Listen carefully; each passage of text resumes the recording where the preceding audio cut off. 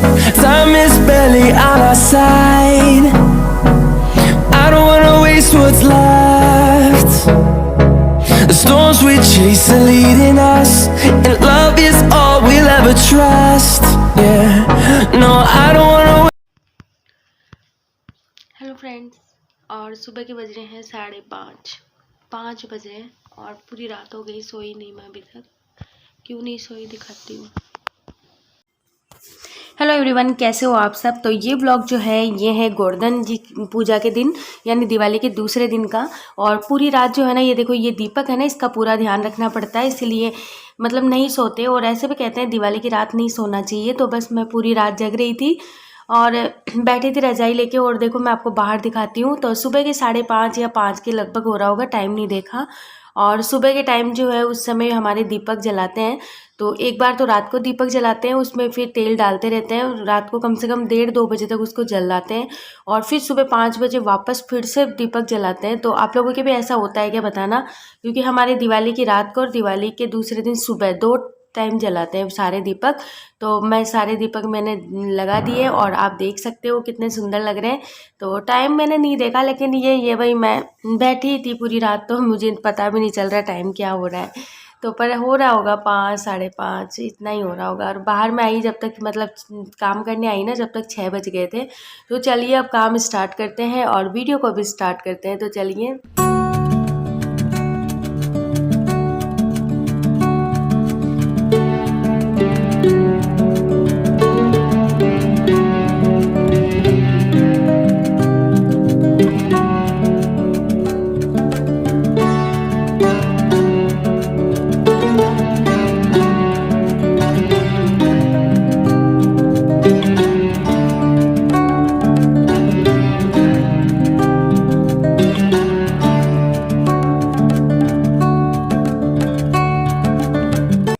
तो सबसे पहले अब मैं चाय बनाने जा रही हूँ। तो चाय जो है वो मैंने उबालने के लिए रख दी। एक साइड मैंने दूध रख दिया और दूध अभी आने वाला ही है, लेकिन मैंने कहा पहले चाय पीते हैं, क्योंकि नींद पूरी नहीं होती ना, तो ऐसे शरीर में थकान सी लगती है। और आजकल पता नहीं क्यों ऐसे थोड़ी थकान रहने लग गई। मतलब पहले ऐसे भाग भाग के इतना कर लेते थे काम, लेकिन पता ही नहीं चलता था। और आजकल तो वो थोड़ा काम भी करते हैं ना, तो ऐसे थक जाते हैं बहुत ज़्यादा, पता नहीं क्या हो रहा है ऐसा।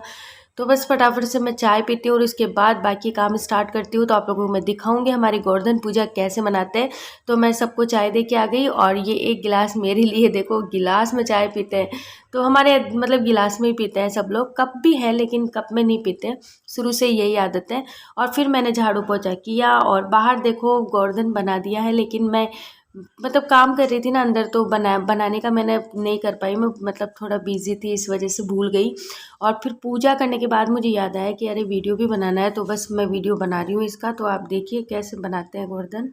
कैसे गोबर का गोवर्धन बनाते हैं और फिर उसकी पूजा करते हैं। जो रात को चावल और मूंग होता है ना, बस उस ठंडे से करते हैं और दीपक वगैरह जला देते हैं, फ्रूट्स वगैरह चढ़ा देते हैं।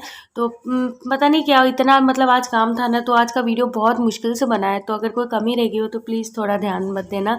और जितना हो सके मैंने कोशिश की है बनाने की, आप लोगों तक वीडियो पहुंचाने की। लेकिन थोड़ी तबीयत भी ठीक नहीं थी और थोड़ा वीडियो भी जो है ना, आज मतलब आने जाने वालों का ज़्यादा रहता है। हमारे दिवाली के दूसरे दिन क्या है, मतलब 2 दिन आते हैं ना, तो हमारे दिवाली के दिन कम आते हैं, दिवाली के दूसरे दिन ज़्यादा आते हैं।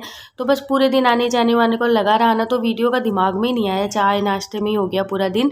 और फिर उसके बाद में मैं चलती हूँ अब किचन में। तो किचन में मैं बनाने जा रही हूँ मूली की सब्जी। तो मूली की सब्जी हम लोग गोवर्धन के दिन ही खाते हैं।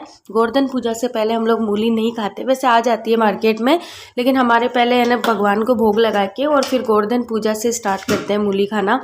तो बस मूली मैंने उबाल ली है और मैं आप लोगों को बताने जा रही हूँ कि अगर आप इस तरीके से मूली की सब्ज़ी बनाओगे ना, तो बिल्कुल सूखी बनेगी। हम जैसे कईयों के पास ऐसे हो जाती है ना गीली गीली, तो बिल्कुल नहीं बनेगी। तो मूली उबाल के उसको अच्छी तरह उसके पानी निकाल दीजिए और उसके बाद में उसको भगोने में ले लीजिए और उसमें सूखे मसाले ऐड कर दीजिए। धनिया पाउडर है, हल्दी है, मिर्च है, नमक है, गरम मसाला, सब कुछ इसी में ऐड कर दीजिए।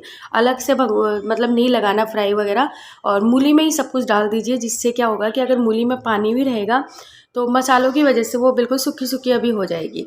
तो बस इस तरीके से इसको मिक्स कर दीजिएगा और फिर आप देखिएगा एक मतलब इस तरीके से अगर आप बनाओगे तो मूली की सब्ज़ी रियल में बहुत ही टेस्टी लगती है, बहुत ही ज़्यादा टेस्टी बनती है। जैसे आलू की रिनकी बनती है ना सूखी सूखी, वैसे बनेगी अभी। अब मैंने फिर ऑयल गरम कर दिया है और किचन पूरा बिखरा हुआ पड़ा है। मैंने कहा अब बना के खाना और बाद में समेटती हूँ क्योंकि रात का टाइम हो रहा है।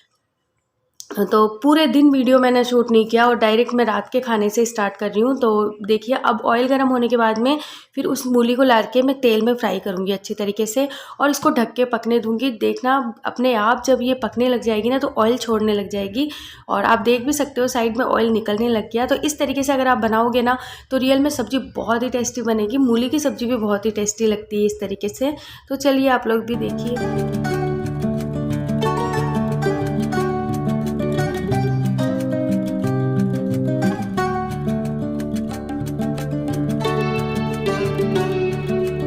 और ये देखो मैं आपको दिखा रही हूँ मूली की सब्ज़ी, देखो ऑयल छोड़ रही है ना और दिखने में भी बिल्कुल लग रही है ना सूखी सूखी। तो इस तरीके से अगर आपके से ग्रेवी वाली सब्ज़ी बन जाती है, कुछ बहुत की प्रॉब्लम होती है, सब मेरे को लगभग ये कहते थे कि है ना हमसे मूली की सब्ज़ी सूखी नहीं बनती, तो इस वजह से नहीं बनती है वो। इस तरीके से आप बनाओगे ना तो बहुत ही टेस्टी बनेगी। और एक चीज़ का ध्यान रखना, उबालते समय मूली को बिल्कुल ज़्यादा नहीं उबालना, 80 या 90% ही बस उबालना है बस। तो ये देखिए टेस्टी टेस्टी सब्ज़ी हमारी रेडी है और सबको मैंने खाना खिला दिया। लेकिन बच्चों की भाई पूछो मत, बच्चों की फरमाइश, तो बच्चे कहते हैं हमें मूली की सब्ज़ी नहीं खानी है, जबकि बनी भी टेस्टी है लेकिन कहते नहीं हमें पराठे खाने।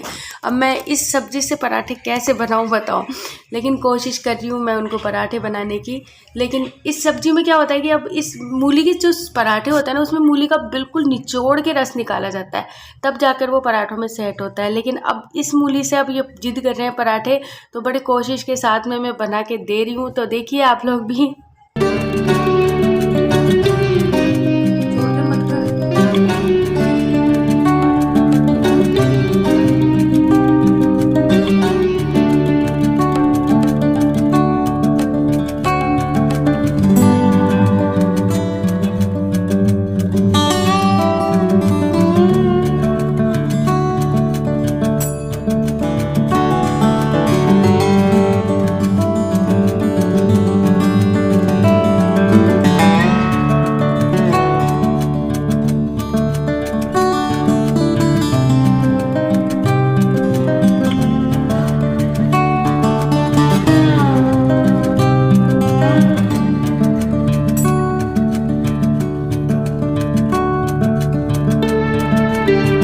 फाइनली मेरे पराठे बन तो गए बच्चों के लिए, तो चलो बन गए, उनको वो खुश हो जाएंगे। और उसके बाद में मैं देखो बाहर का दिखाती हूँ। तो जो सुबह गोवर्धन बनाते हैं ना, उस गोवर्धन को फिर क्या करते हैं कि गाय के बछड़े के पैर से इसको पैर लगवाते हैं इसमें, और फिर बछड़े को जो है लड्डू वगैरह दे दिया जाता है। तो यही दस्तूर होता है हमारे गोवर्धन की पूजा की। तो चलिए बस आज का व्लॉग इतना ही था। अब फिर मिलते हैं आपके साथ में एक अच्छे से प्यारे से व्लॉग के साथ में। और अगर वीडियो अच्छा लगे तो लाइक कमेंट कर दीजिएगा, और अगर चैनल पे न्यू हो तो सब्सक्राइब करना बिल्कुल भी ना भूलिएगा। बड़ी मुश्किल से वीडियो बनाया आज, तो प्लीज़ थोड़ा मतलब ध्यान ना दीजिएगा। अगर कोई गलती हो गई हो तो उसके लिए सॉरी। तो चलिए बाय बाय।